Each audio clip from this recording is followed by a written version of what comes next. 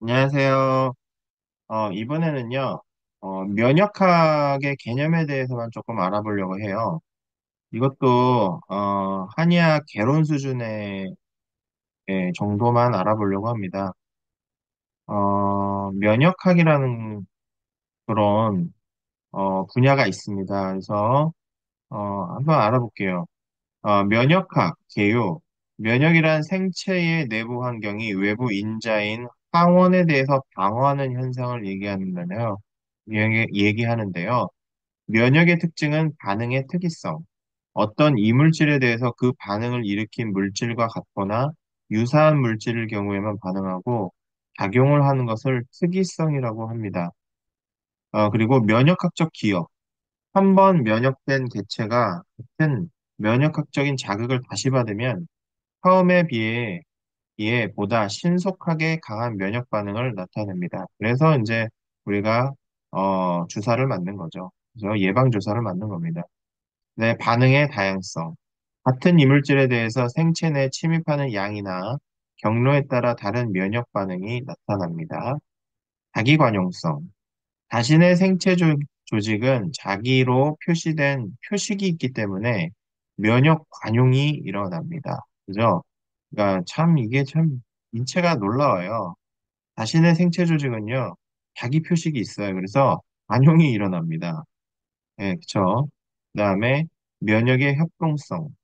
B세포와 T세포는 생체 면역 반응에서 서로 협동하여 작용하게 됩니다. 그래서 면역계의 구성은 B세포가 있고 T세포가 있는데 B세포는 백혈구 중에서 B세포는 체액성 면역을 담당하고요. T세포는 세포성 면역을 담당하고 있습니다. 대식세포는 항원을 처리하여 림프구에 전달해주는 보조세포인데요. 인터루킨을 생산하여 림프구의 증식과 성숙 과정을 촉진한다고 합니다. 그래서 면역의 종류에는요, B세포와 T세포 때문에 체액성 면역이 있고 세포성 면역이 있는데, 체액성 면역에는 B세포가 형질세포로 분화하여 항원에 특이적인 항체를 생산하는 것을 체액성 면역이라고 합니다. 그 다음에 세포성 면역은 항원 특이적인 감작 T세포가 유도되어서 면역을 일으키는 것이다. 네, 그죠? 어렵죠? 예, 무슨 말인지, 그죠? 자, 2번, 항원. 생체의 면역 반응을 일으키고, 유도된 면역에 특이적으로 반응하는 물질을 항원이라고 합니다. 그래서 항원 항체 반응이라고 우리가 많이 배웠잖아요. 그 다음에 바로 또 항체 나오죠. 그래서, 어, 그래서 항체는 개요를 보시면 생체에 침입한 항원에 대응해서 면역계에 의해 만들어진 항원과 특이적으로 반응하는 물질을 항체라고 한다. 해액성 면역을 담당하고 면역 글로불린이라고 불립니다.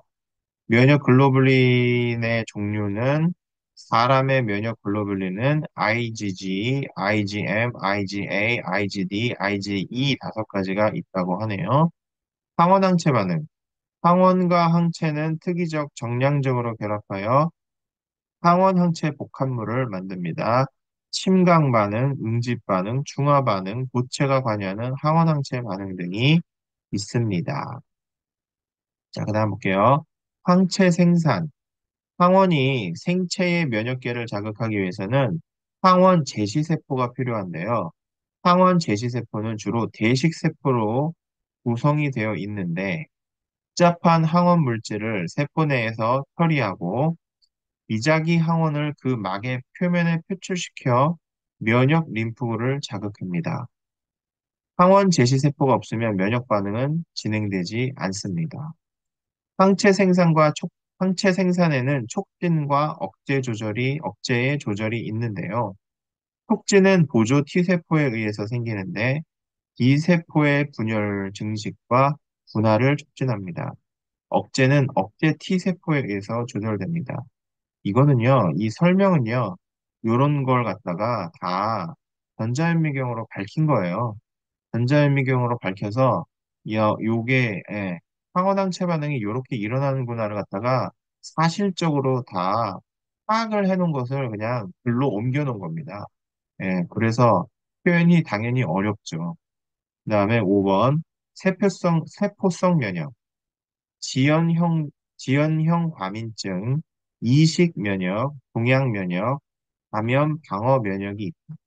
세포성 면역에는 T세포가 관여를 하는데, T세포에는 CD4 플러스 T세포, CD8 플러스 T세포가 있다. 그런 것이 있다고 합니다.